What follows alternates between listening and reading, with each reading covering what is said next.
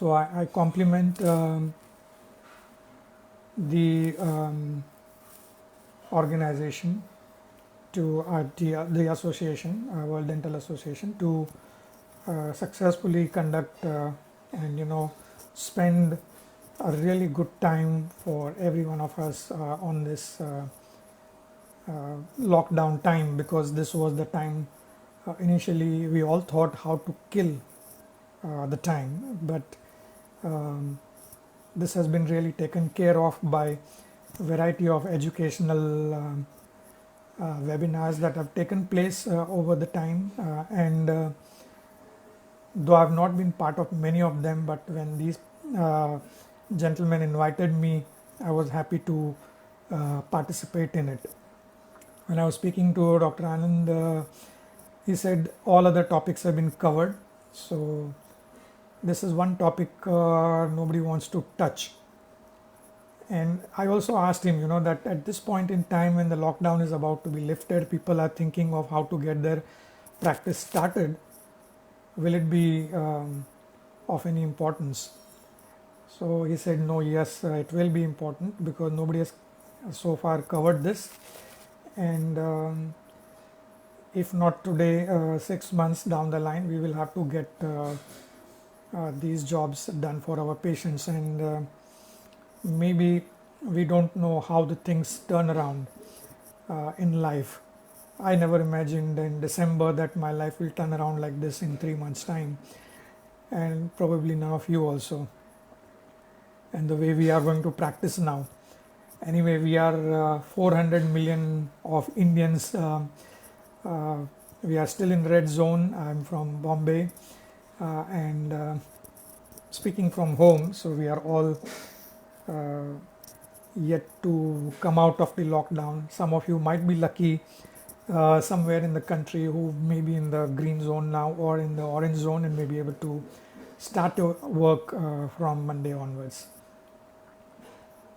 So I congratulate all of you to successfully, go through the lockdown. First of all, it's not an easy task, but all of you managed, and we had a resolve in the mind that we will beat coronavirus, and we are continuing with it. And when we open our practices, I know we are going to continue with staying away from coronavirus, but yet close to our patients. So the topic of the day was surgical management of complex cases. Um, when I purchased my microscope in year 2000, close to 20 years back, it was something new that was introduced in India from practice point of view, and everybody thought that what it will do to a work, to a practice, but it has changed the things for me in 20 years, and I cannot imagine doing endodontics without microscope today. Uh, I have done a lot of endo before the time of microscope also, but today when I look back, I realize that what I've done with the help of magnification is far superior to what I've done without magnification. At the same time, we used to do a lot of surgeries before I bought microscope, but there were a lot of limitations to surgeries and saving of teeth by means of surgery. So there was that kind of hesitation in treating the patients surgically, and we used to restrict ourselves mostly to anterior surgeries where we had a direct vision. But once I started using this microscope, I realized that even posterior surgeries could be done quite effectively and we could preserve a lot of teeth. And that's why I want to share with you some of those cases today, which I think from many aspects, like those cases would have gone for extraction and probably implants, but they are still there in patient's mouth. So somewhere down the line, we have been able to preserve the natural implant of the body. So talking of it, what is the scope? The scope is very high according to a lot of articles that are being published, as you see on your screen. This was of course published long back, and it mentions 25 to 40% of all the endo-treated teeth have periapical radiolucency. But even some of the newer articles also are showing the same thing. If you see this particular article published in 2012, almost close to 29,000 teeth were inspected, and of that 36% had periapical radiolucency. So that means in our country, if this applies to our country, we have a huge population of dentists and a huge population of the country itself undergoing root canal treatment. According to their conclusion, prevalence is 1 radiolucency per patient. So if you apply this to our country, it's like 1.2 billion radiolucencies in our country. And according to their article, it was prevalence of 2 root canals existing per patient, which is a little bit far-fetched. So 2.5 billion root canals existing in our country looks a little bit far-fetched for me, and I don't think if that kind of statistics is prevalent in our country, we will be able to handle it in our lifetime. But it's true that billions of root canals are being performed and are already performed, and of those billions of root canals which are already performed, if 36% of them return to us in form of failures, we will have to do something about them, which is also a huge factor. Also, this particular article suggests that there is a very high success rate of the retreatment of those cases. So it's definitely advisable to look at retreatment, whether it's surgical or non-surgical, and give one more chance to the tooth in terms of survival in the mouth.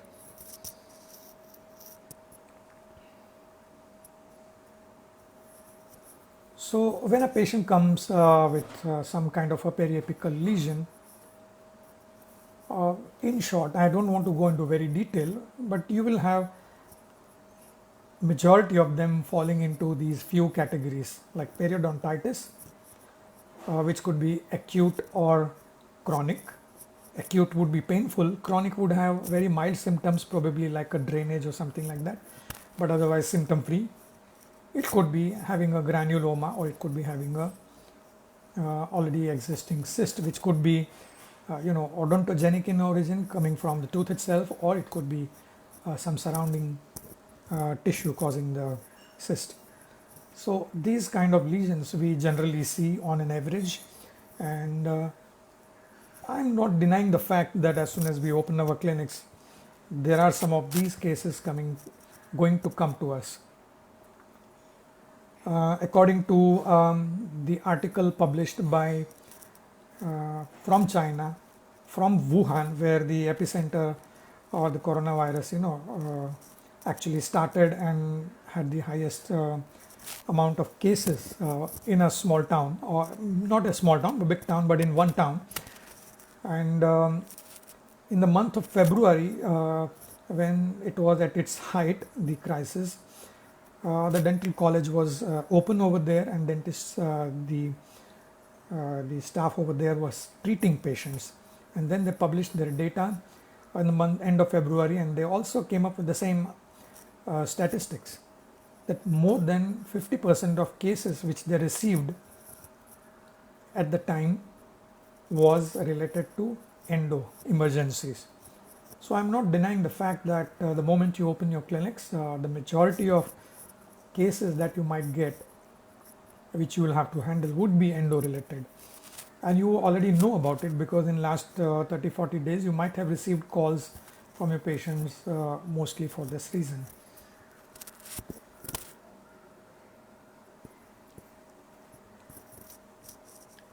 So what causes the periapical lesion to survive or persist and not heal? So there are many factors. of which we can classify into a few of them. The most important factor would be intraradicular infection, which could have a primary source or a secondary source. Primary source is one where the bacteria were originally present in the canal and somehow they were left behind while treating the tooth endodontically, which means that either the root canal was never completed, which could happen. Many times you do not complete the root canal because of some reasons, and this might happen even now, after you start your reopen your clinics. You might want to just open the root canal and give a dressing and send the patient off and wait for the pain to come back, which may come back in 6 months time, and by the time there would have been an increased periapical radiolucency. This is the current situation. And also, previously treated root canals where inadequate cleaning, shaping, or quality of obturation was existing in the canal, and that also could lead to the bacteria remultiplying and then causing the periapical radiolucency, or the radiolucency never went away. So the bacteria that are present in that kind of canal and would be obligatory bacteria, and they can be easily eradicated from the canal by means of good cleaning, shaping, and obturation, and there is a high chance of success to treat those cases.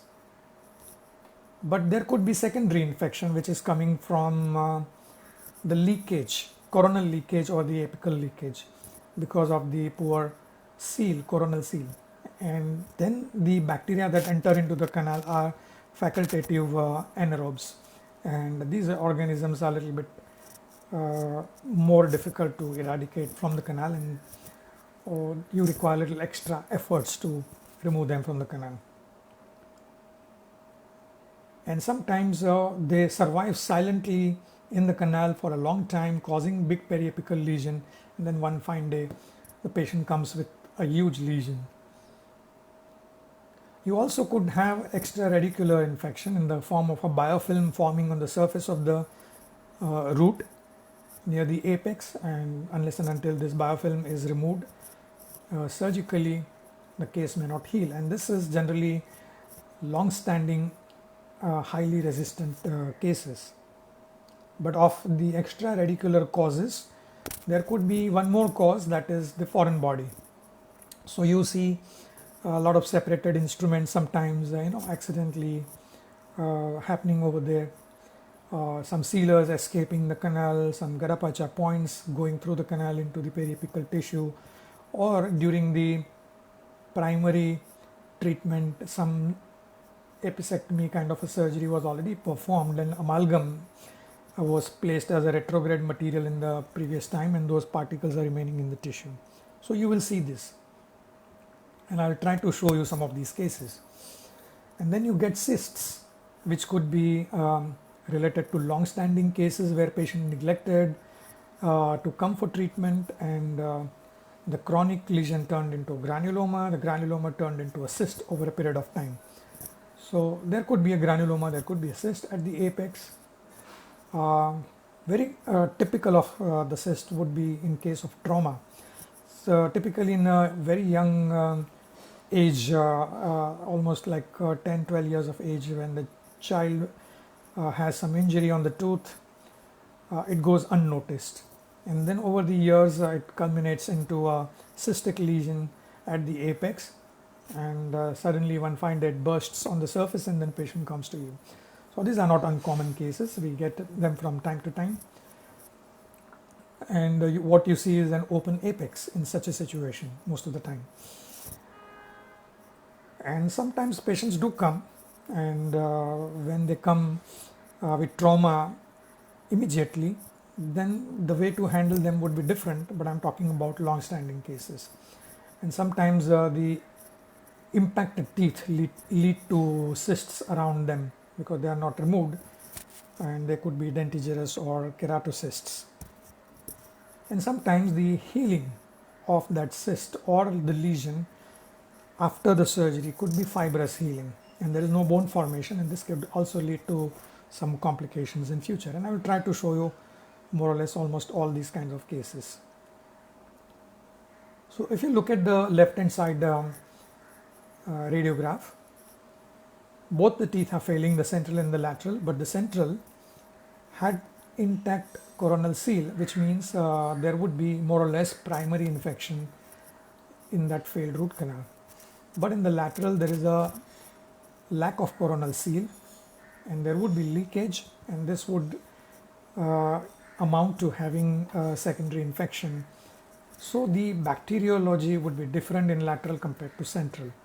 That's what I'm trying to point out, which means also that central would be more easy to treat as compared to lateral. We're talking about foreign body, and you can see the kind of sealer that went past the apex, and patient was in agony at that point in time because of the tissue reaction. Now sometimes if the sealer is of good quality, it will settle, you don't have to do anything, you have to just wait and watch, but a majority of the times you cannot retrieve it back from the canal, so you will have to operate to remove the sealer out in case it's irritating the tissue. And sometimes you see over here, I don't know how this gentleman managed to push all this gutta percha into the tissue. I treated this case in my hospital in Lilavati dental department, and you can see she was a young girl, and she came with a cystic lesion, swelling, and acute pain, and when he took the radiograph, we saw all these GP lying in the periapical tissue. So even if you could treat this non-surgically, you could not actually guarantee success unless until you operate, remove that irritating GP, and then you also remove the cyst that was existing over there. And the central was open apex. That means she had met with an injury onto the central to start with, and that had to be sealed with retrograde material. We used MTA in this case. And then we waited to see what happened, and a year later she came back and there was a complete healing. So in this case I used MTA as a retrograde material only in the central incisor, though I operated on the central, lateral and canine, all three of them. So lateral and canine were just actually apically resected, but no retrograde was provided. There was no need because there was a good gutta percha seal. So many of these cases would turn into cyst, and you can see another cyst in front of you on the left hand side, but this particular cyst is not probably related to only trauma or trauma of a young patient. The canal has already completely formed, the root has completely formed. That means it happened to an adult patient. She was a lady, and her child's head hit her on the tooth while she was playing with her own child, and then it settled and she forgot about it till one fine day she developed swelling over there. So this was refusing to stop draining.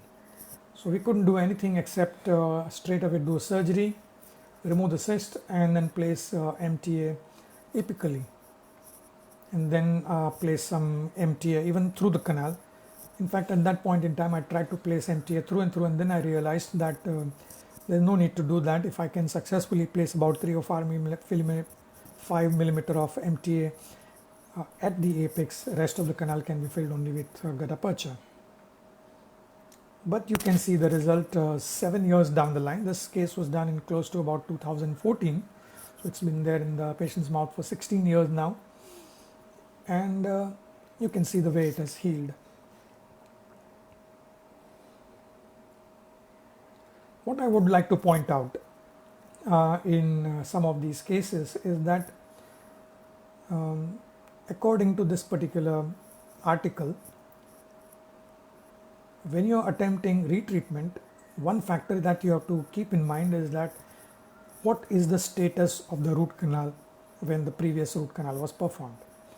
Is the canal outline or anatomy or morphology, whatever you want to call it, is drastically changed, altered, or it is more or less the same?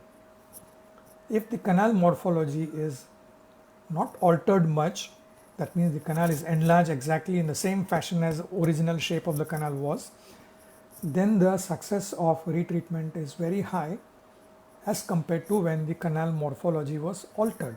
What does it mean? Which means that either there was a ledge formation and could not be bypassed, or there was a transportation because of some faulty instrumentation, and only one side of the one wall of the canal was shaped, and other wall was not shaped, or there was a strip perforation like a lateral perforation, or there was an apical zip formation, elbow formation. A lot of such minute microscopic complications can happen iatrogenically uh, during the treatment, and they can lead to uh, a failure, and they have a lesser chance of success. So do check carefully what is the status, the shape of the canal. And the second one, where the morphology was not respected, they fall into the category where either a specialist is required to work on it, or maybe even a surgery is required to work on it to handle that case. So you can immediately know that you might need a surgery in this particular kind of a case just by looking at the X-ray. So let's look at the indications. Now those cases which fall into that 47% of cases, main factor would be like you cannot reach the apex, unreachable apex, during either the primary treatment or the retreatment. Primary treatment means what? You somewhere down the line you lost your way, you did not reach your destination, that's your goal, that's your apex, and this happens quite frequently. You miss the curvature, you miss the apical anatomy, and you get stuck. Or you use faulty instruments like stainless steel instrument, or a very large instrument rotating at a high speed in the apical zone. You might have done a variety of iatrogenic mistakes. So this could cause apex unreachable, or there could be separated instruments, calcification, gadapacha in case of retreatment which is not coming out easily, or some kind of a very hard sealer. There are certain sealers which are very difficult to remove, especially resin based sealers, so they will also cause this kind of problem. Sometimes it is possible, like many cases are referred to me for removal of separated instrument from the canal, but the treatment itself may not be conservative enough, and if that instrument piece is lying at the apical end near the apex, my choice would be to do surgery and seal that area with the surgery so that I preserve the tooth substance, because in trying to remove that you have to do a lot of troughing with ultrasonic and you might weaken the wall. So sometimes, even though it may be possible, it is not advisable to do non-surgical retreatment or treatment in that case. Some cases, as I described, are highly resistant, especially in terms of granuloma or cystic presence and external biofilm. They will have to be treated surgically, and almost all previously failed surgeries will have to go through a repeat surgery, and I'll try to show you some repeat surgeries as well, and large lesions. My experience is when the lesion is on a single tooth, it generally heals even non-surgically, but if the lesion is combining with 2 or 3 teeth together as a one-piece lesion on multiple teeth, then it does not heal easily only with a non-surgical treatment. So when does the apex become unreachable? As I already talked about, complex anatomy blocks due to irretrievable filling material, posts which are not possible to be removed, calcification, procedural errors like instrument separation, ledge, root perforation, and all that. So this kind of anatomy which you see on the screen is not easy to, you know, negotiate and successfully treat it, even for us or for specialists. So I would not be surprised if somebody fails in this particular kind of anatomy. And that's why, according to research, 98% of ramifications or branches of the canal exist in the apical third, and 93% of lateral canals also exist in the last 3 millimeters. So if you remove this last 3 millimeter of the root, you have more or less achieved a major cause of a failure. Of course, the rest is there should be no bacteria in the canal, and there should be a good apical and coronal seal.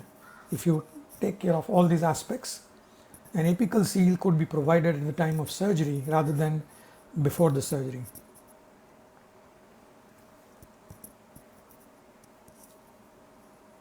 So even if you have a calcified canal, but if you have a lesion at the apex, somewhere down the line either you will have to find the canal and treat it, or you will have to operate and then seal it apically.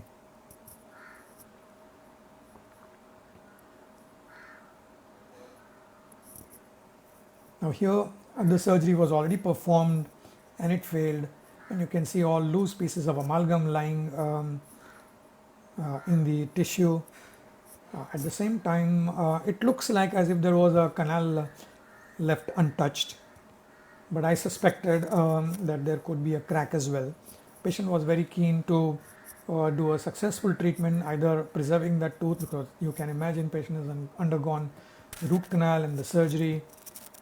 So he was very keen, and he was a good patient who would listen to the doctor. Also, it is advisable in such circumstances to explore what is lying there, and that's why what you see over here is a crack which is clearly visible at the apical end. That's why the tooth had to be extracted. But good that I did the surgery, because after extracting the tooth at the time of surgery, I could curate that lesion, place some kind of a socket preservation material like bone graft material in the membrane, and I could actually augment the bone at the same time. And this would really help the patient to place an implant in the future. So even a surgery would, apical surgery would fall into this category. So all socket shield socket preservation surgeries, in my opinion, are nothing but actually apical surgeries without keeping the tooth. Here you see a perforation and gutta percha escaping through the perforation and causing the lesion. So similar perforations can happen anywhere, and here you can see this perforation is on the labial aspect of lower incisor, but it's not just on that tooth, but adjoining tooth. If you see there is a big opening out over there, and there was a strip perforation there which was not taken care of at the time of the previous surgery. So this is actually a failed surgery. And here you see a separated instrument. It would be unjustified to remove this instrument coronally, and a surgery would be a better way to handle this, though otherwise the rest of the root canal is actually pretty easy to treat. Same thing with this lower 7. And remember one thing, there is as they say, asman jamin difference between treating 6 and 7. Just one tooth away in the posterior segment, there would be a big difference in treating surgically these teeth. So the previous case was the 6, which could have been probably easily treated compared to the 7 over here, where the instrument is separated beyond the apex. However, once you evaluate the case properly, which we will talk about a little bit,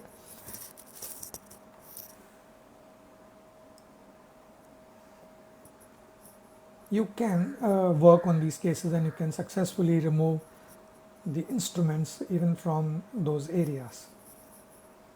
But we had 2 instruments. You can see one more after removal of the first one, and this is from the mesiolingual canal. Now when I'm inspecting on my mirror view, this is the micro mirror, you can see a good seal. So there was no need to provide additional seal in terms of MTA in this tooth. So we curated even 6, and then that was the surgery of 6 and 7, and you can see the follow-up a year later showing you complete healing on the 7, and a good healing on 6, but failure of the periodontal aspect, the pocket aspect between the 2 teeth. Because I had told the patient to go back to the referring dentist to get the crowns removed, place a new crown or new crowns with a good contact point, and probably preserving the contact area with a good flossing and interdental brushing, and this would have preserved the bone over there. So patient is gradually losing bone over there. So sometimes endo and perio both have to be looked together in such cases. So here you can see a failed case with calcified canal on the mesial root, but very indistinguishable canal on the distal root as well. So we first attempted a non-surgical retreatment, successfully treated the distal canal, and in spite of all the attempts in the mesial canal, I think I did I would admit that in this case that was an over attempt. In this case I shouldn't have done so much of attempt. I was lucky not to perforate on any side. This is all ultrasonic troughing. So we decided to do the surgery, and I measured the length at which point I need to open, and then do my osteotomy. This is again done close to about 16 years back, this kind of surgery, and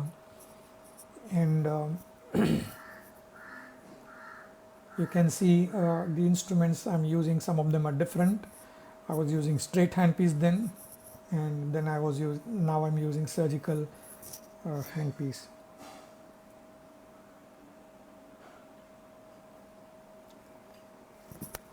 So once you treat the apex, you can put in MTA there, and you can see a small dot of MTA on my post-op X-ray. And I was wondering whether this much will work because I couldn't go deeper than that. And patient came back to me close to about 13 years later, and you can see that is completely resolved and it's going on nicely, and I don't foresee any problem even in near future. You could also get cysts as a result of this trauma, as we described earlier in case of persistent lesions, and probably regenerative aspect will not work in this kind of a case, but otherwise if there was only a granuloma or a chronic lesion, I would attempt doing non-surgically. And this is the cyst related to the presence of an impacted canine over there, and you can see such a huge cyst. You can even follow the date, it's 2014, and you can see the amount of root resorption the cyst has caused.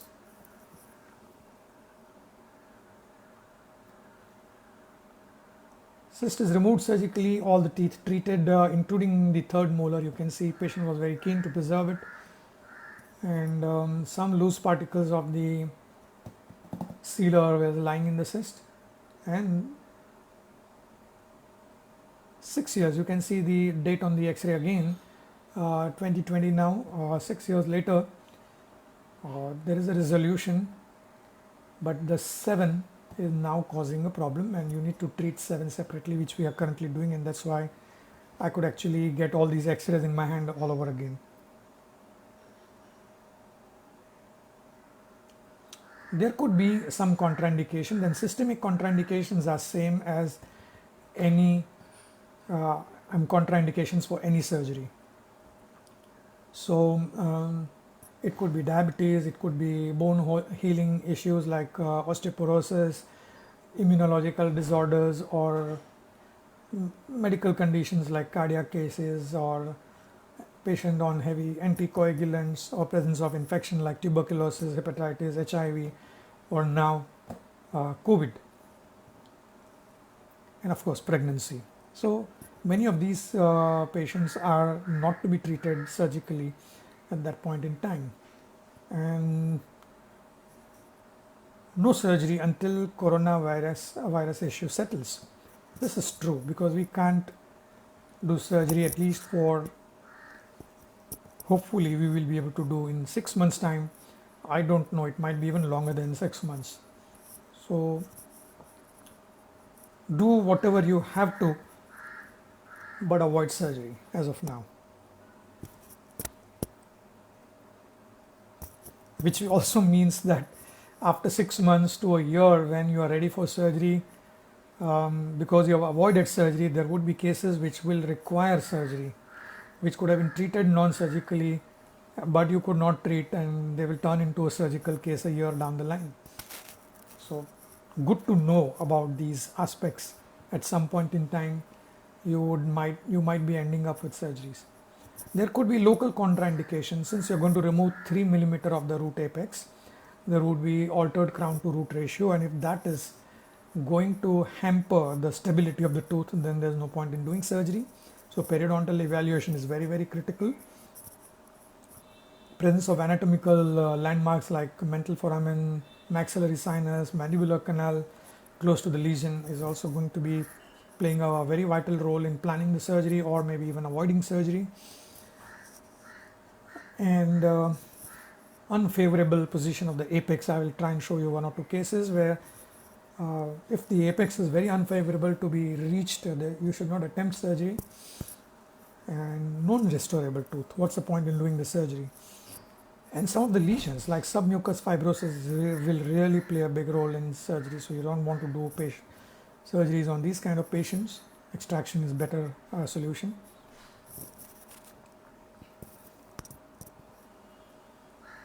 And before you start with the surgery, the first thing you should do is now get a CBCT done.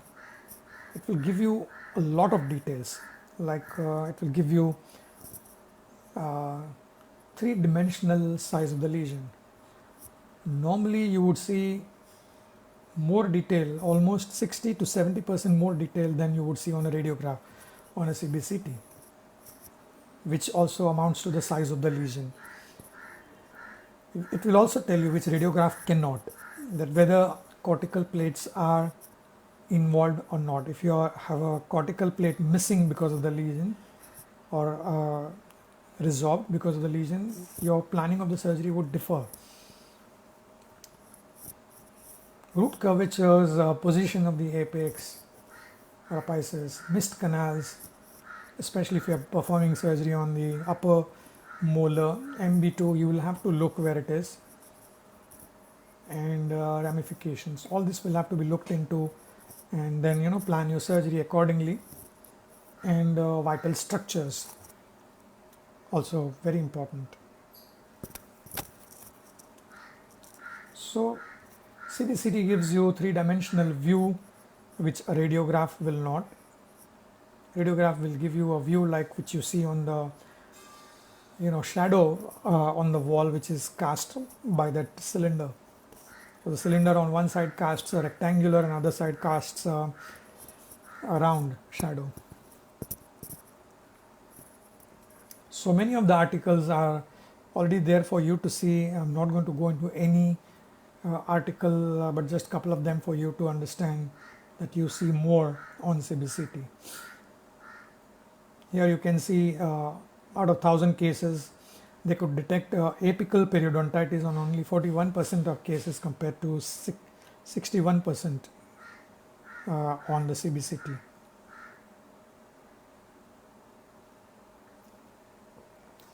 So 70% more clinically relevant information. Let's just look at it clinically, how it helps. Like this particular case came to me with a draining sinus, from which I placed a Garapacha cone and took an X-ray, which you see, and it was pointing to the mesiobuccal root. A very nicely done root canals, but still failed. So I got a CBCT done, and you can see the size of the lesion, which was not showing on the radiograph as much as is now shown by the CBCT. Mesiodistally, it's so wide. Coronoapically, it is so big, and buccolingually also it is so big. So you can see the size of the lesion. But what it tells you is intact cervical plane, that is CE joint, cemento enamel junction, axial section. If there are no breaks at that point or discontinuation, then you can still preserve the tooth. So when I started doing the non-surgical aspect, the retreatment, I could treat the distobuccal and the palatal root quite easily with a conventional retreatment. But the mesiobuccal root had two perforations, one on the lateral aspect, which means the curvature was missed, and there was a perforation was created, and the other one was on the furcation aspect. So when we did the surgery, what I saw was just a crack on the palatal aspect of the mesiobuccal root, and that crack means that root had to be eliminated. So we actually resected the root from apical to coronal direction till we removed the crack. And this is the CBCT of the same case after it's healed, and you can see now you don't see the mesiobuccal root in the axial section, but it's buccolingually it's quite healed. Coronoapically also it is well healed, and mesiodistally as well. So on the left hand side is the immediate post-op after the surgery, mesiobuccal root resected. This is about 1 year follow-up. When the patient came back to me, the crown was placed by the dentist who referred this patient to me.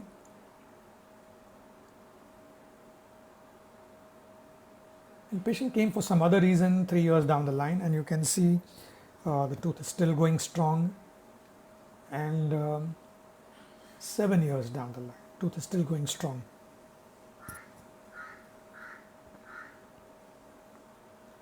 Similarly, here, how do you think of the non-surgical retreatment in this case? Such a big post is difficult to remove, and you might destroy the tooth while trying to remove the post. But what does it tell you? Where is the apex? You look closely. Yes, you guessed it right. Did you guess it? That it's on the upper border of the radiograph, right over there.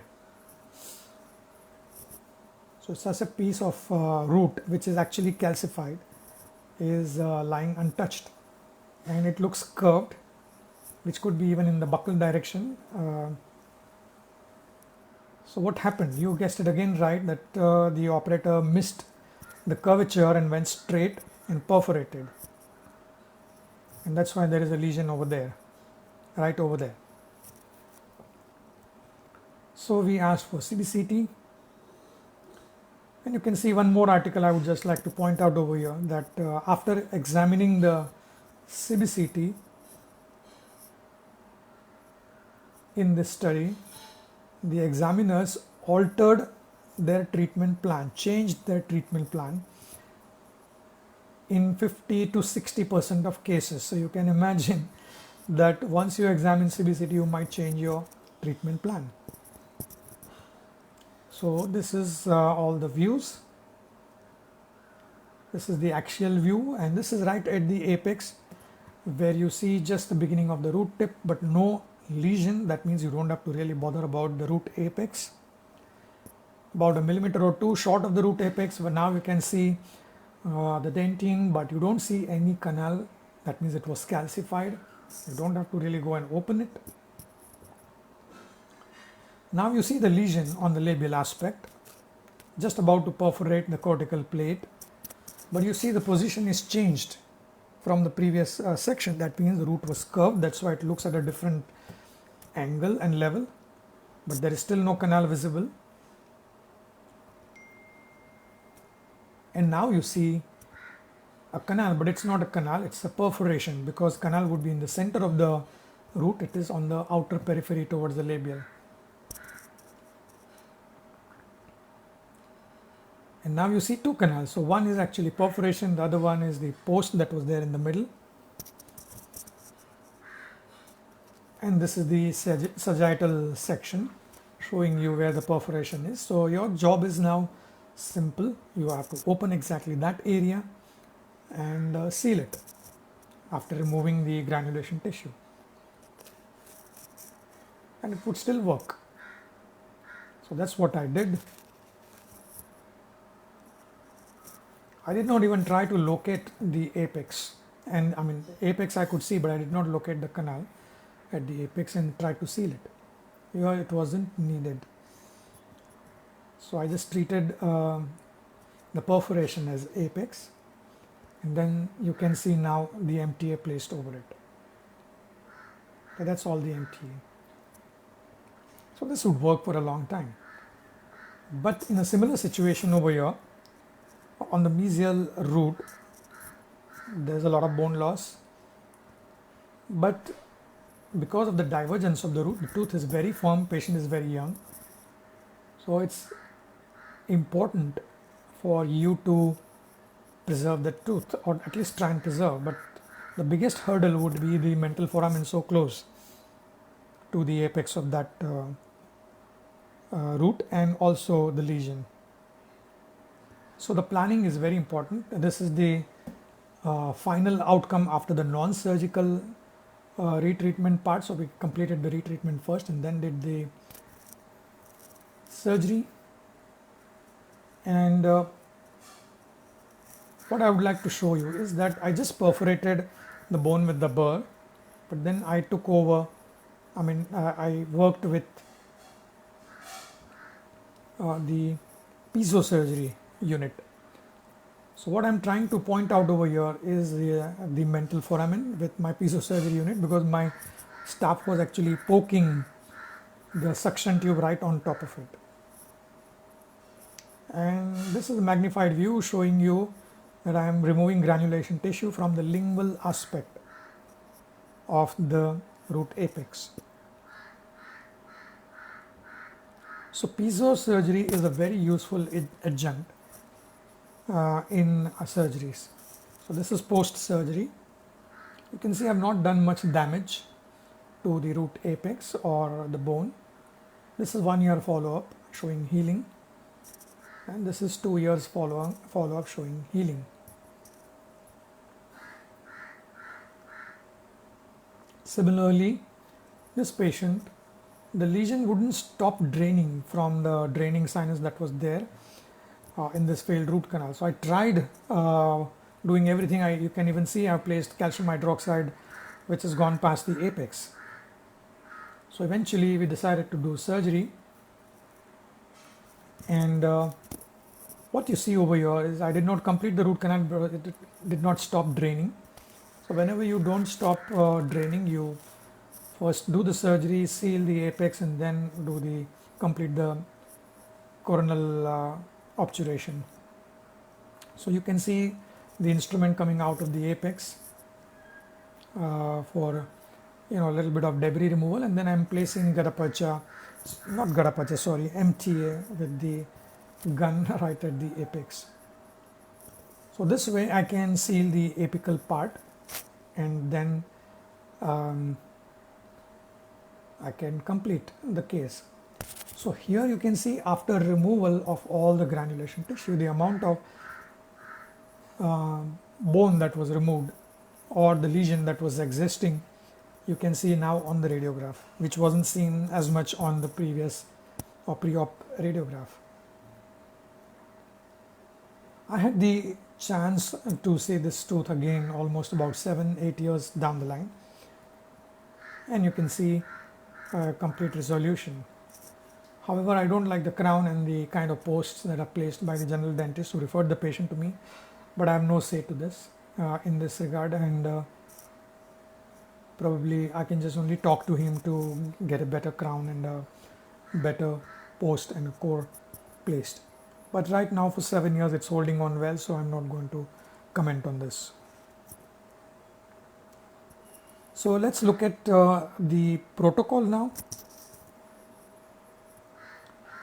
Operating microscope. You may use loupes and do the surgery, not necessarily all the time you should use microscope. Good loupes also will help in doing a good surgery. But definitely all these studies are pointing towards a higher success rate with surgical operating microscope, because there's a big difference between the way you do with microscope and without microscope. So I've listed all the differences in front of you. The size of the bone window that you prepare is much smaller, it's just 3 to 4 mm. The degree of bevel at the time of resection of the root you prepare is either 0 to 10 degree, not like before 45 degree. There's always possibility of examining the root apex all the time with a micromirror, which is not possible. Isthmus treatment is possible, and I'll show you a case or two of isthmus treatment. Rooting preparation is always possible, and that is aligned with the long axis of the canal, which was very difficult with the burr and the handpiece before. And we used to use amalgam, now we use MTA, which is a far superior retrograde seal material. Sutures would be much more refined in terms of 5-0 or 6-0.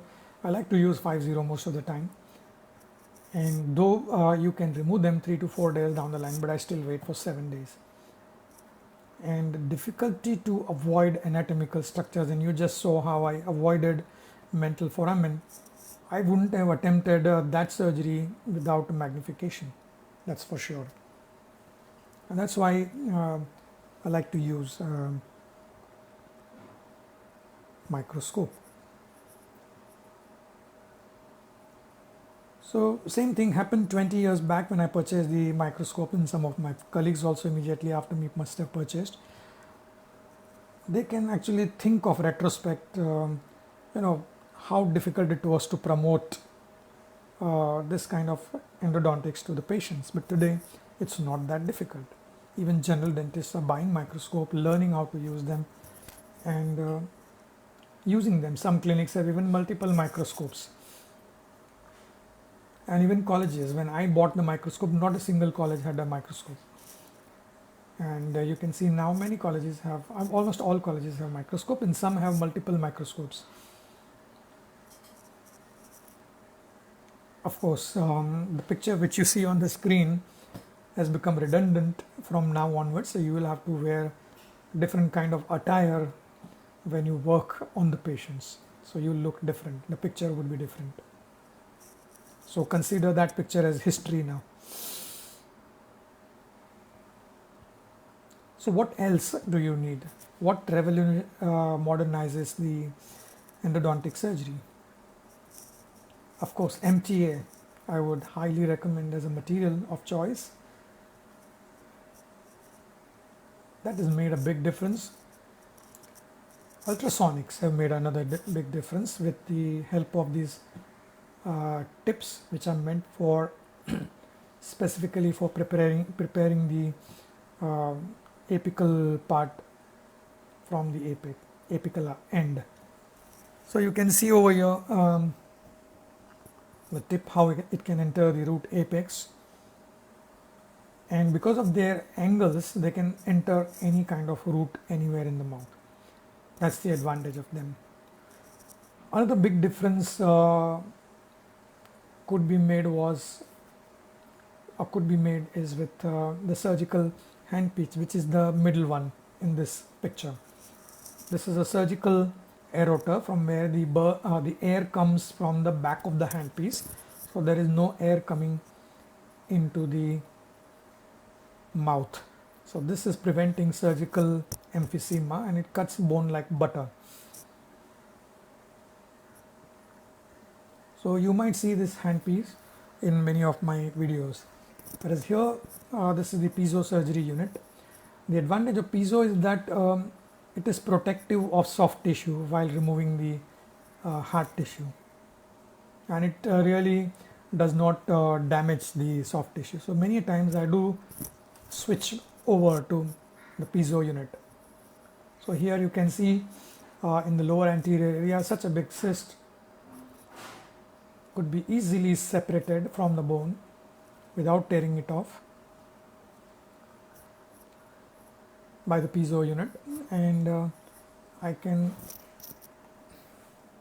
remove it.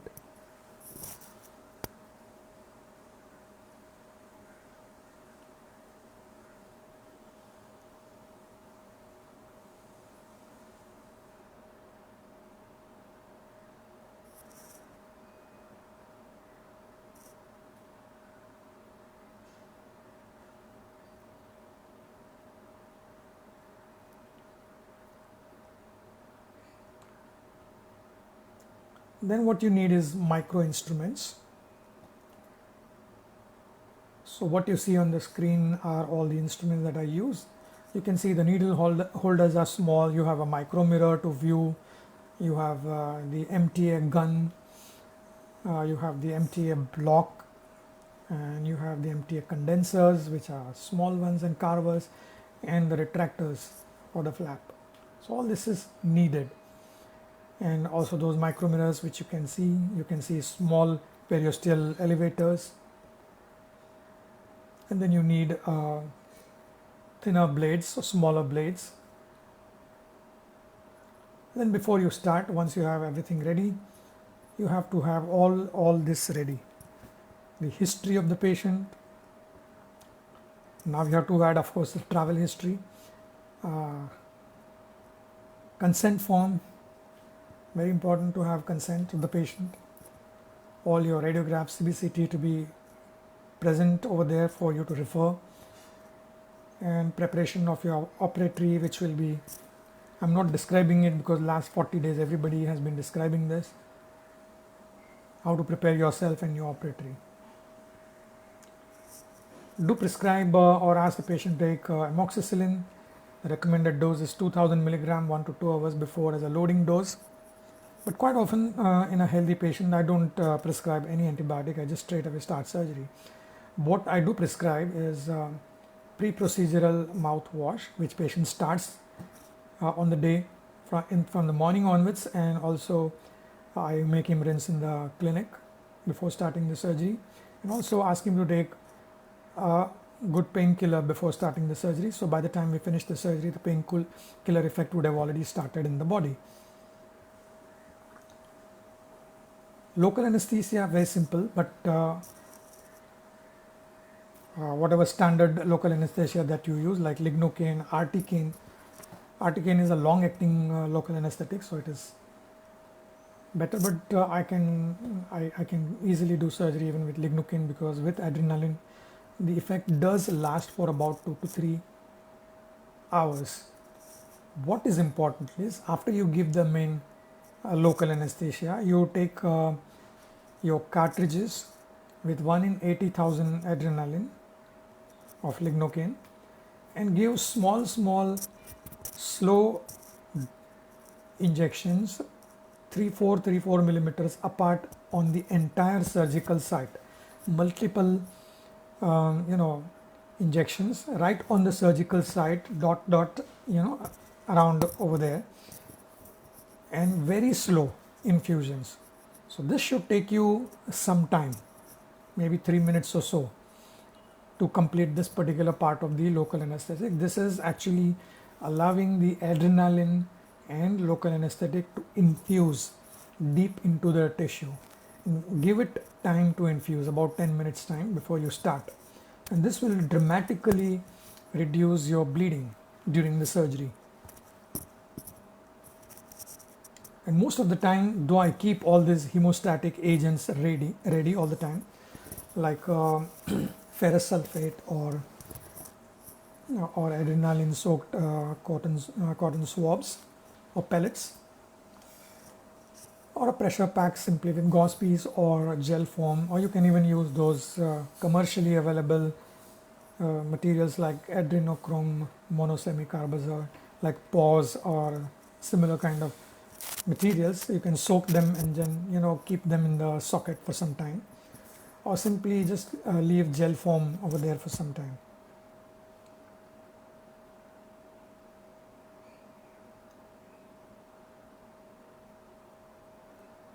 Then you need to look at patient positioning. If you have MORA on your microscope, it will be very useful during the surgery because it can go in two different angles, and you can see if you're working on the lower left hand side, the position is meant for incision, flap retraction, and osteotomy, and even curettage. But position B is meant for, and this you could just do it with MORA, is meant for the root resection, retrograde preparation, and the retrograde obturation or restoration. When you're performing on the upper left hand side, the position A is meant for incision, again flap reflection, and osteotomy and curettage, whereas position B is meant for root resection, apical treatment, and the retrograde. So it's the opposite of it when you work on the opposite side. So this is very important everywhere. When you work on the mouth, it will apply. Patient's head has to be turned towards you or away from you, depending upon on which area you're working. If you're working on the left hand side, you turn towards you. If you're working on the right hand side, you turn away from you. If you're working on the anterior, keep it centered. Then you will do give incisions. Semilunar incision is outdated. So incision of choice in the anterior area is rectangular or trapezoidal, which is more or less same. So basically it's two vertical incisions connected by a horizontal incision near the neck of the tooth or teeth, or you could use triangular incision, which is more useful in the posterior area. So you give one vertical incision and a horizontal incision and then reflect the flap. Now when you give the horizontal incision, you have the choices where and how to give that incision. So we call it either intrasulcular, which is right inside the gingival sulcus, following the gingival outline, gingival sulcus outline. So it is following the outline of the gingiva. So it even goes through the papilla and also reflects the papilla, or submarginal, which is like Oxenbin-Lübke incision. That's the short form which I've used over there. So this would be a little short of the gingival margin, where you have your keratinized attached gingiva, so you can give in the middle of that gingiva. This is also used rarely, and that too also in the anterior area. There are some criteria you have to follow. If you have a good vestibular depth, long root, and good keratinized width of the gingiva, then only you give this incision. Otherwise, there is one more option, is papillary based incision, which is giving again a horizontal incision but preserving the papilla.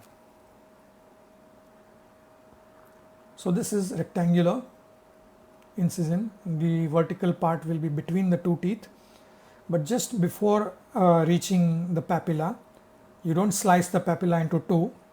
You turn the incision towards the tooth and end on the margin area of the tooth. So you can see here the vertical incision is curving towards the tooth and ending at 90 degrees to the gingival margin, and also on the surface of the joint between the proximal and the labial surface. Then you give intrasulcular incision, separating the entire gingival tissue out, including the papilla.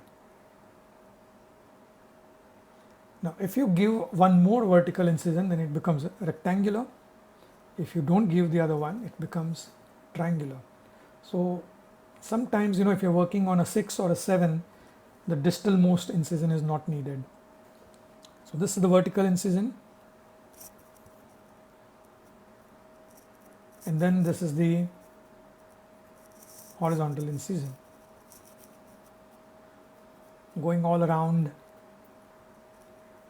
in that fashion around the gingival sulcus, splitting the gingival fibers.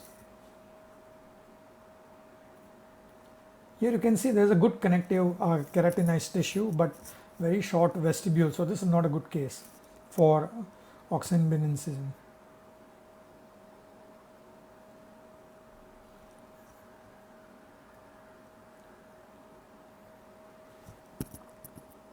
You can see how it turns towards the tooth, and then you follow it up intracircularly for horizontal incision. In fact, in this case, I didn't give the second vertical.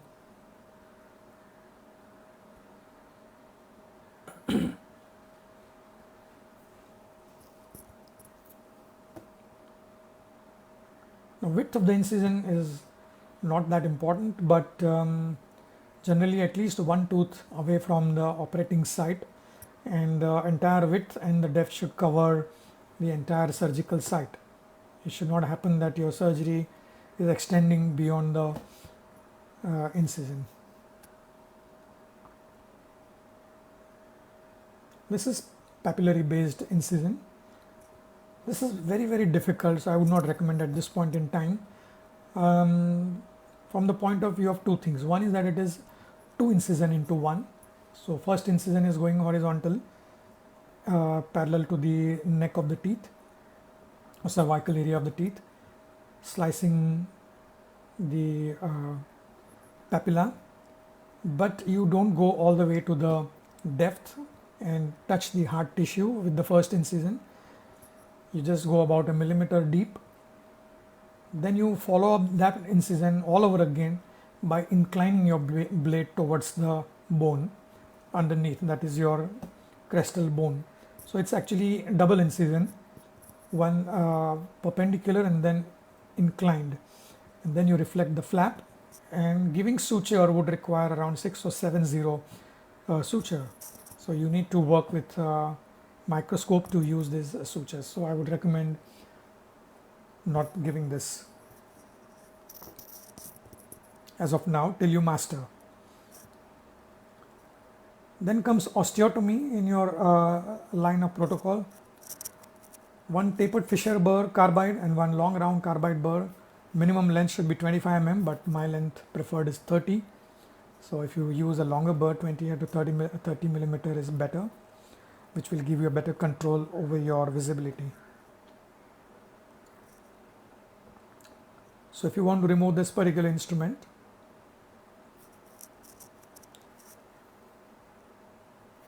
because there is no periapical lesion, so you just have to open that mesial root. Rest can be accomplished non-surgically.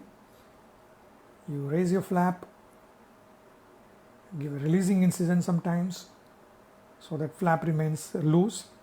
Make your marking on the bone where you will be preparing the window, and then with your handpiece, this is the surgical handpiece which you use, and you can clearly see the difference between the bone and the root surface.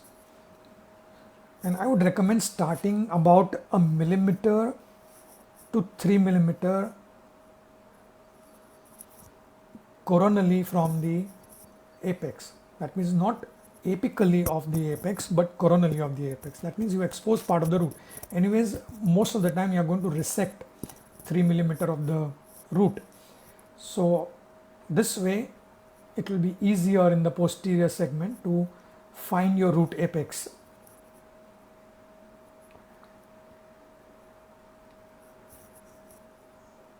and it will be easier to follow up for curettage, removal of all these foreign bodies, do a retro preparation, place MTA. All that would be easier if you follow up this way, and you will not be afraid, because I have been even referred some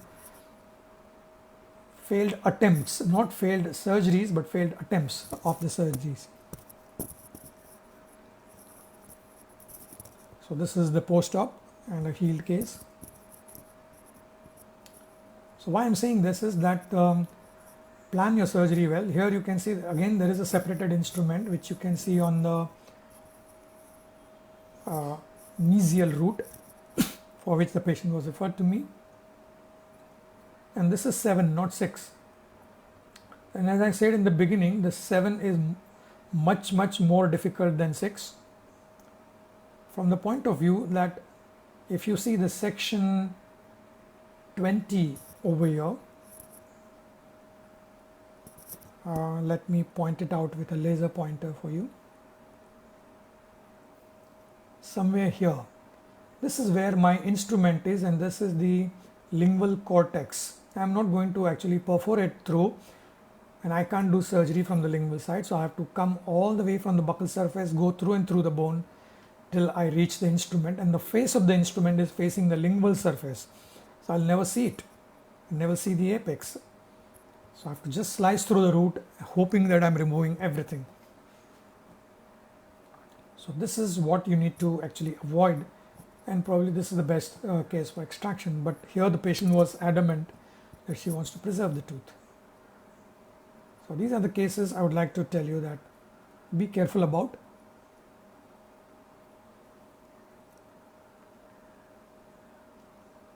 These other views of the CBCT, you also get all these rotating views from the, which helps you in what direction you should cut the root and the curvature of the root to see. So that's where I did the retreatment first, and I did not do any gutta percha obturation. I just plainly did entire obturation with MTA, and then I did the surgery.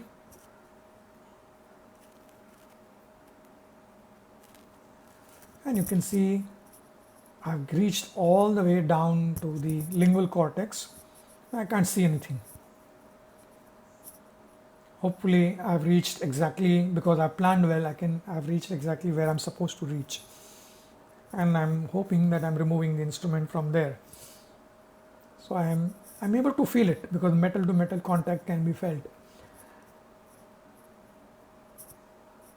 And I'm going to section that part of the root out, and you can see now the instrument being lifted out.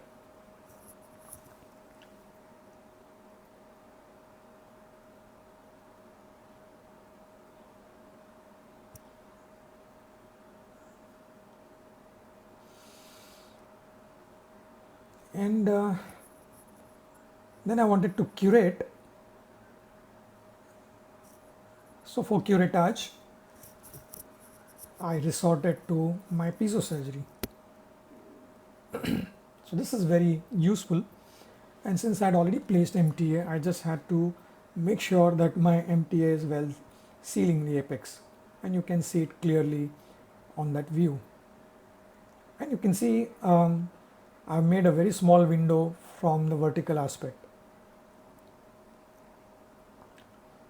So this is post surgery. During the surgery I had to take one X-ray because I could not locate the instrument. It dropped from my hand when I was picking it up, and you can see it was there on the surgical site on the left hand side X-ray. We just flushed and suctioned and it went away. And this is right hand side is the post-op X-ray. 6 months later we got an X-ray done, and you can see it's completely healed.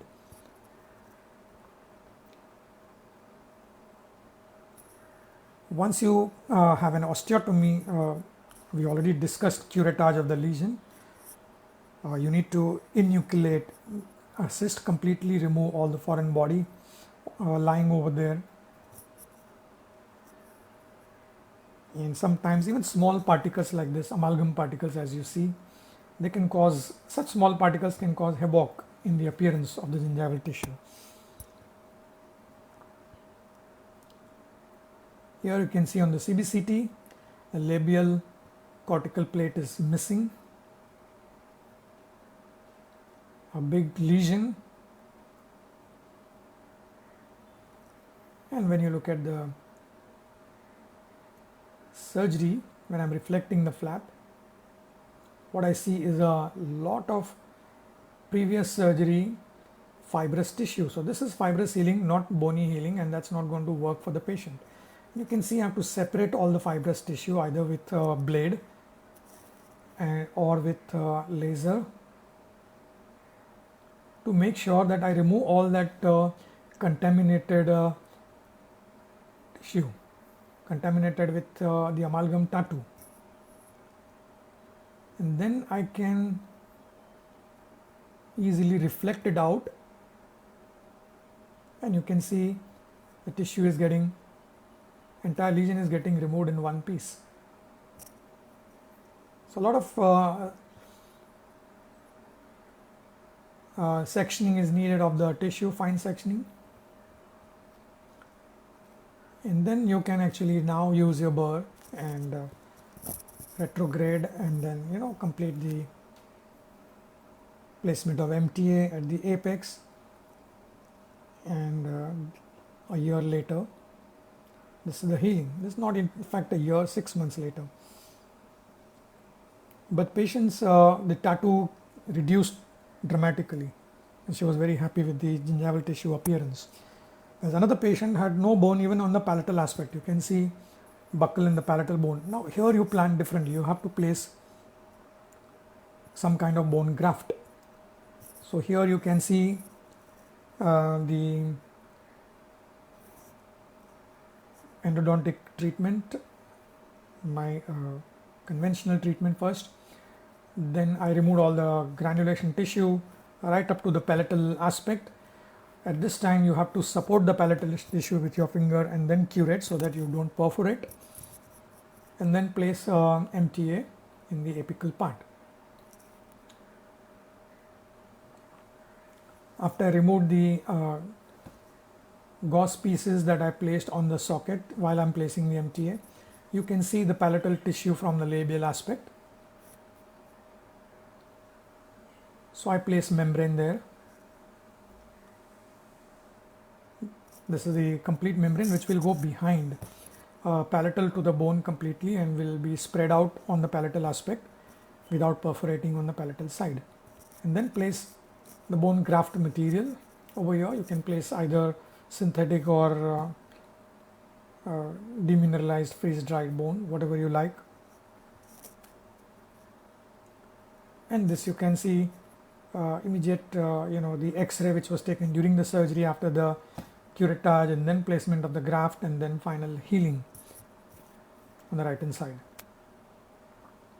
Sometimes the patient could be referred with an attempt where the instrument was fractured actually even the canal, but while trying to remove it got shifted or moved periapically into the sinus, and then operator referred the patient to me, and I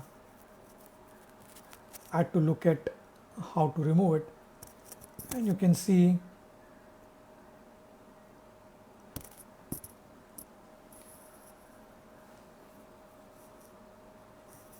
there was a big attempt made first to remove the instrument. So we placed MTA of course into the canal, which was no canal but only MTA looked like, and this is where I removed the instrument carefully. You can see it coming out without perforating onto the sinus.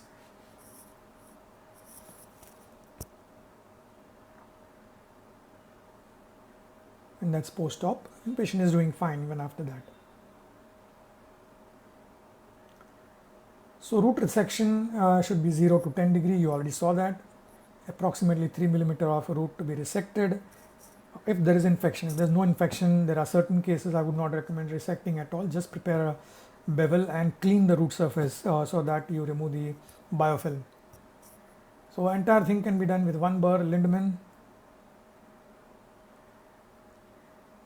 That's a resection, and also look at the curvature of the root, the plane of the root, and resect accordingly.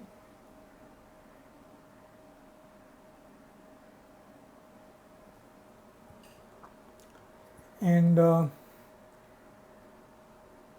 you can see the plane in which you will do the resection. So this you have to study on your CBCT.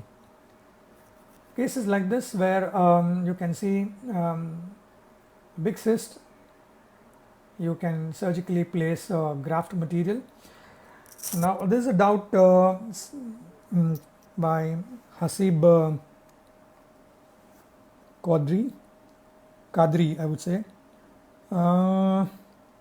Yes, you can use if you want PRF, but I'm not very comfortable with PRF because it's an additional procedure that you will have to do at the time of surgery. And this is quick and easy surgery if you have all your equipment placed properly and your armamentarium right. So traditional bone grafts work, and the collagen membrane, you don't have to remove this membrane, it's a resorbable membrane. So here also we used that, and this is 5-year follow-up. So this is your MTA gun, can be used in any direction.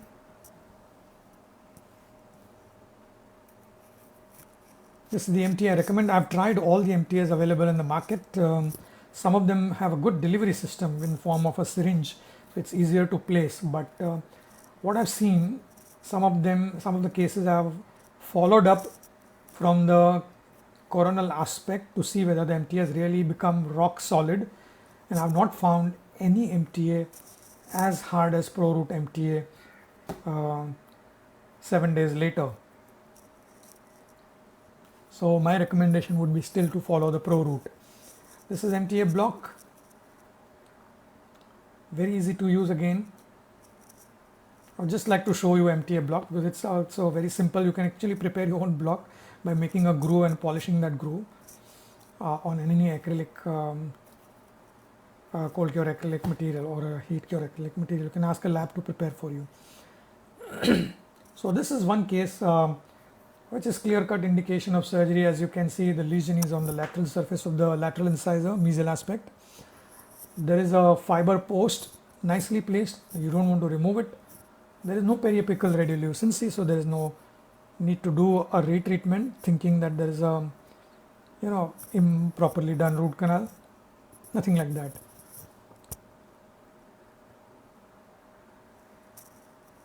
The CBCT also shows the same thing. So we open the tooth surgically, little bit of window to prepare just with bone, not much. Switch over to your piezo surgery to plane the root. It also helps you to prepare a very nice flat root apex, and then curettage. Use the same piezo surgery to bevel the root. It's better than burr. And then prepare the apex with the retro preparation tips. Arrest bleeding, here I used laser, but you could use whatever you have to with hemostasis. Sometimes wait for 2 minutes with a pack and it stops. And then place MTA. Sorry, I want to show you how to use MTA from the block. Here it is. It is coming out of the block. It was spread onto the groove of the block, and then it is aligned with the apex and then simply inserted in. That's it. And then smoothen it out. You can condense it if you have a fine plugger, and that's it. Your surgery is done.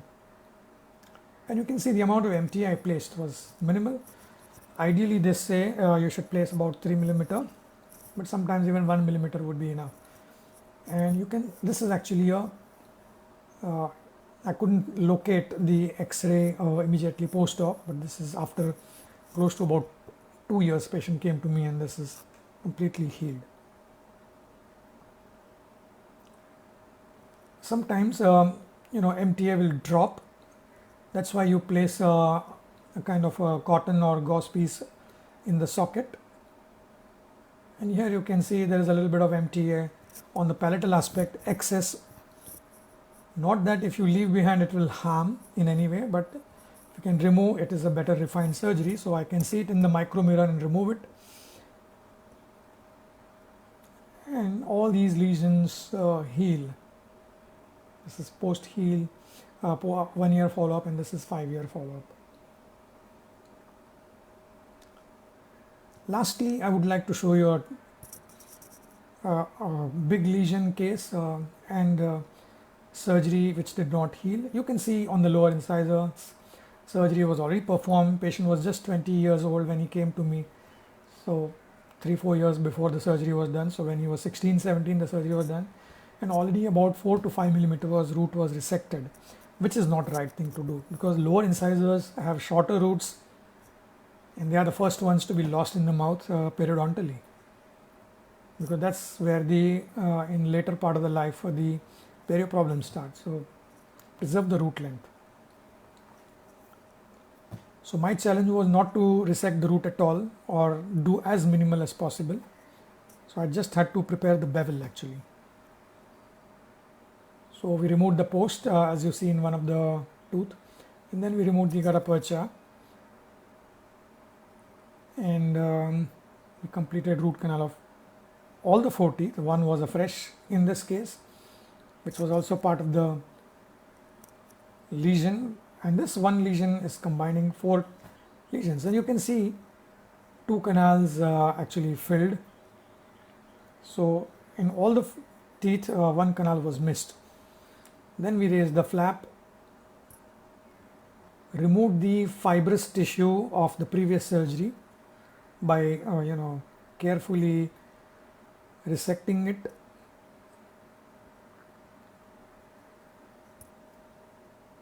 Once you remove the fibrous tissue,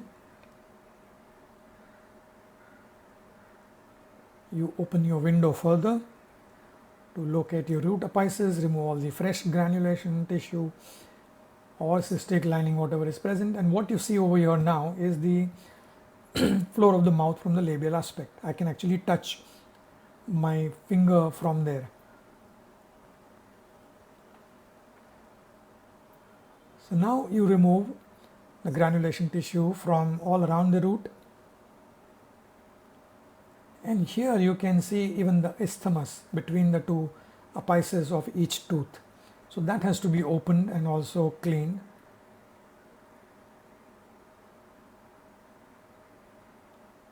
So you insert your ultrasonic, once you remove all the granulation tissue from all around, into the canal. Now you can see I'm inserting into the canal to remove GP. Now I'm into the isthmus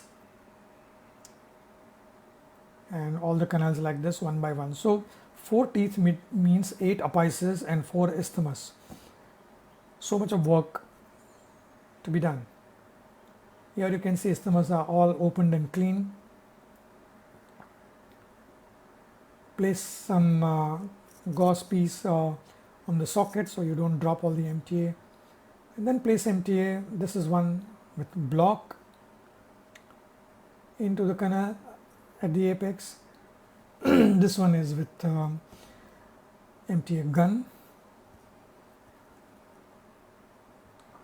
and fill up everything, both the apices and this is the MTA plugger, and also the isthmus, as you can see over here.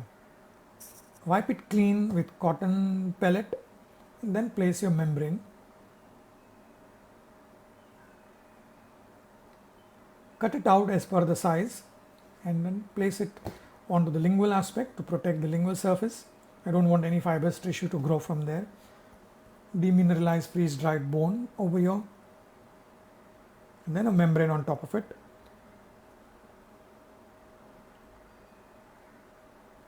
And then suturing.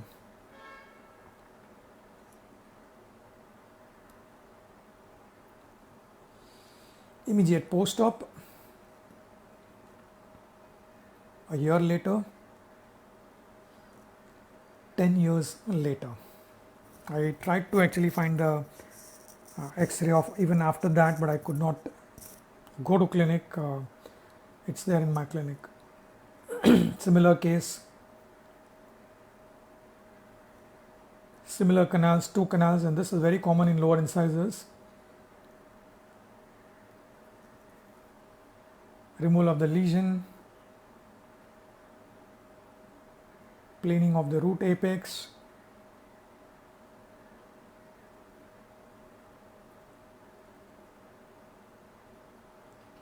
preparation of the apex, 3 millimeter, and then placing MTA.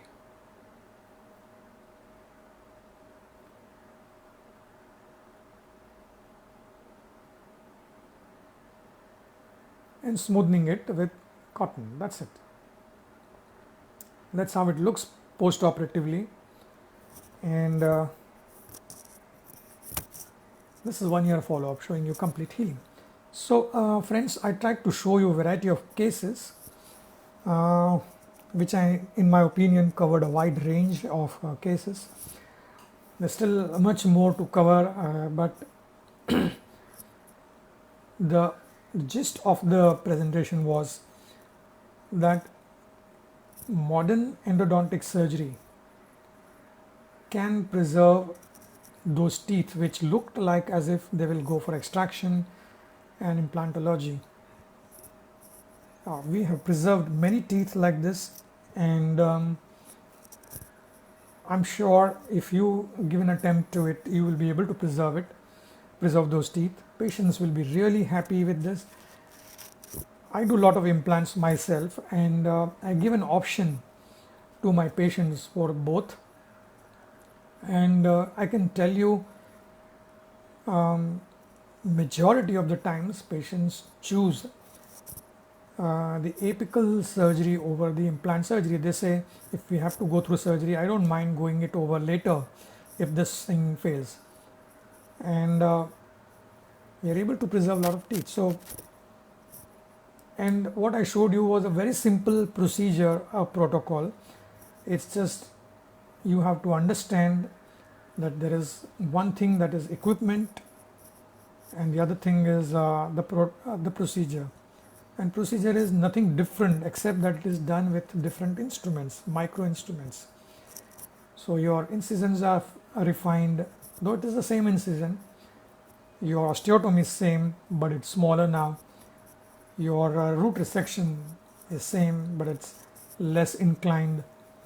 Your root preparation is also the same, but it's less properly aligned. And the material you use for retrograde is different now, which is better. And it heals most of the time. So thank you for listening. Thank you for inviting me.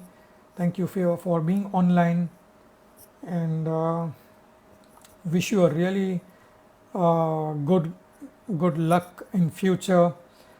I know we are going to face hard times now, at least in near future, but still, so long as the teeth are there in the mouth, patients will come forward for treatment. If not today, tomorrow. Have patience. As Sai Baba would say, Saburi, Shraddha and Saburi. It's going to work in dentistry. If not today, some days later. Don't rush into doing unnecessary treatments. Be very, very safe in working, following all the protocols that last 40 days that you have gone through. I'm sure every one of you have this by hearted it, and now looking for from where to find them and how to put forward to patients. I'm sure patients will also accept it at some point in time, that this is the new normal in dentistry, which I can tell you as a senior, when we started wearing gloves, my friend Anish Navre also pointed this out sometime back in his webinar, that when we started wearing gloves, patients were finding it odd, and even some senior practitioners who were senior than us also found it odd that this guy started using gloves and autoclaves, and that's unheard of now today if somebody is working without gloves. So if 2 years, 3 years, 5 years down the line, if somebody goes with the kind of dress which I was wearing during the surgery, if they show this, will say, my God, this guy is outdated in his work and he's wearing such kind of outdated dresses, PPEs. So patients will get used to it. They have seen enough of television and enough of those images, so they know, they anticipate that this is going to be their way of treatment. So you don't have to worry actually. Thank you again, once again, signing off. And if you have any questions, I can answer at this point in time. Thank you.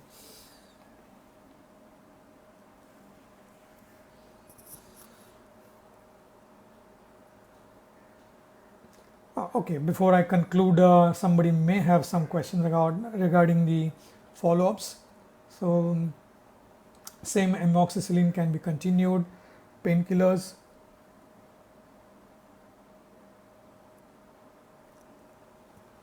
And prescription like any other surgery, there's no difference. Other follow-up instructions are also same like any other surgery, so you know all of them. I'm getting some questions, I would like to answer them. One question and first one comment by my good friend Dr. Arun Khataukar, from whom also I've learnt a lot in endodontics. Thank you for posting that excellent presentation and amazing cases. Thank you for being with me all these years, especially in Lilavati. And some doubts I would like to answer at this point in time. Dipti Butch, can we use Biodentin? Sure, you can use. No doubt about that.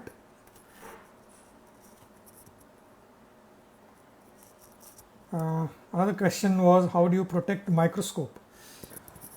Yes, that's a good question. For microscope, you get a sleeve to cover the microscope from the company. Mine is a Zeiss microscope, so Zeiss does provide, so every company would provide.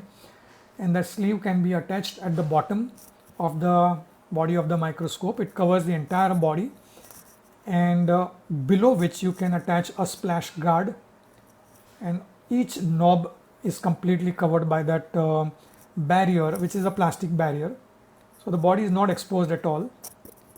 And once you do the surgery, you can remove the barrier carefully, and you can throw it off, and the splash guard can be autoclaved. And also microscope also has all those knobs which have the protective guards over it, and those protective guards are also autoclavable. Every company provides that, and you can autoclave them and refix them on the microscope. However, the body of the microscope can be disinfected with 0.5% sodium hypochlorite, wiped with a microfiber cloth. Even the lens can be wiped if you want, though it is splash guard protected. You can wipe it with a Sterilium or Surfacept, sprayed onto the microfiber cloth. You get those microfiber cloth in the market, or those fine cloth, muslin cloth from the optometrist. You can spray Sterilium on it and then wipe the lens on the undersurface. So that's not a problem, disinfecting the surface of the microscope body. And rest, the entire operatory will have to be taken care of.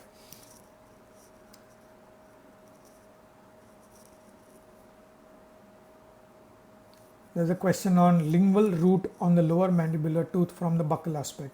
I did show a couple of cases. The lower right 7 surgery was performed to remove the broken file from the lingual canal. I showed it right in the beginning. So the whether it's a buccal canal or the lingual canal, the approach is always from the buccal aspect, except on the upper teeth. you could have a palatal approach for the palatal root, otherwise you don't do.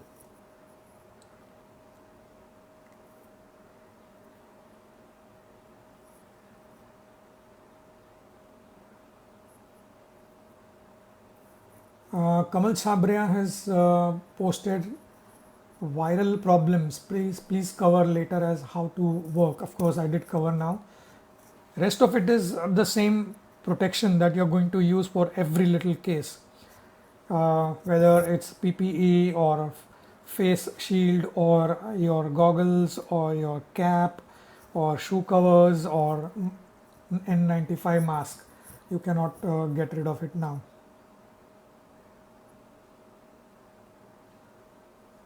How to remove file from within canal.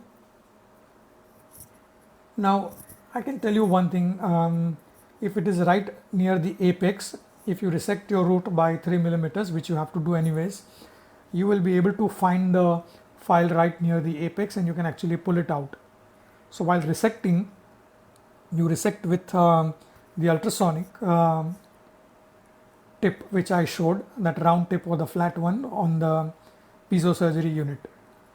So while doing so, you can actually you do not resect the instrument tip which is jutting out, and once you remove 3 millimeter of the tip, you will have 3 millimeter of the root, the file tip visible to you, and which you can just hold with a tight holding artery forceps and remove it. You can also seal the file in the canal apically in case you can't access it with MTA. You don't have to worry about that.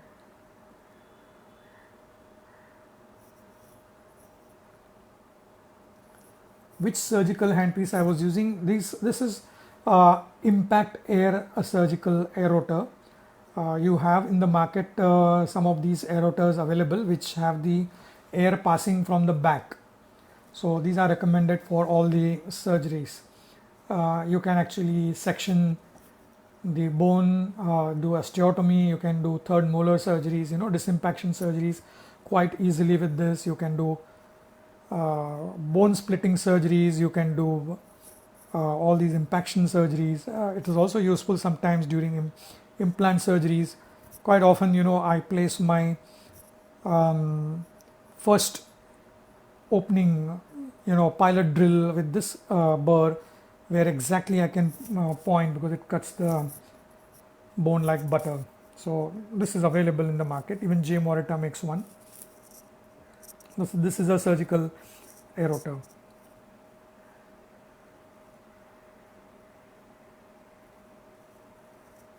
Soumya has asked which bone graft and membrane. I generally use the demineralized freeze-dried bone and sometimes bio-oss kind of material, synthetic bone, but mostly demineralized freeze-dried bone and collagen membrane. However, let me point it out, I use it only in a very selected cases where the cortical plates are completely missing. If the cortical plate is intact and the root is completely covered, the clot is going to hold around the root, the blood clot. After the surgery, whatever may be the size of the socket, there is no need. Majority of the cases which I showed you healed without any grafting material, though they were all big.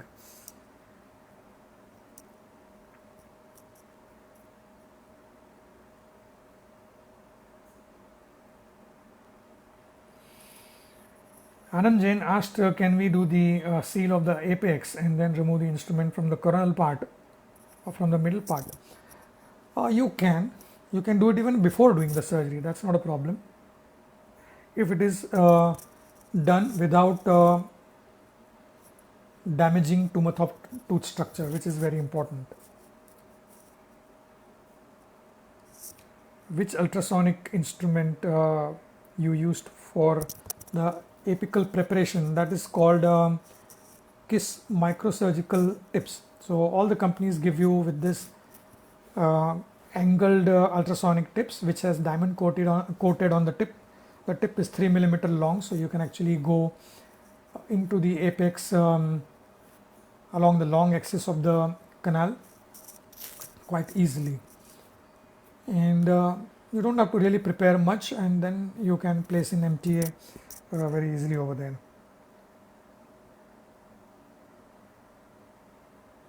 Yes, all these questions. Thank you. I think I've answered whatever questions were there in front of me. Any other question that comes to your mind? One question again, can we go for crown immediately after the surgery? Yes, normally I would wait for about sutures to be removed or resorbed, so that the gingival tissue at the gingival margin is stabilized, and then I can place a crown. That's not a problem. So that would be about 3 weeks after the surgery.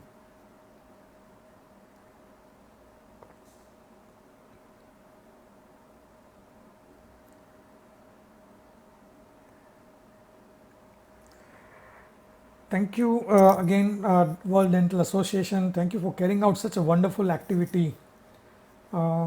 Let me stop sharing being online. Thank you once again. Signing off.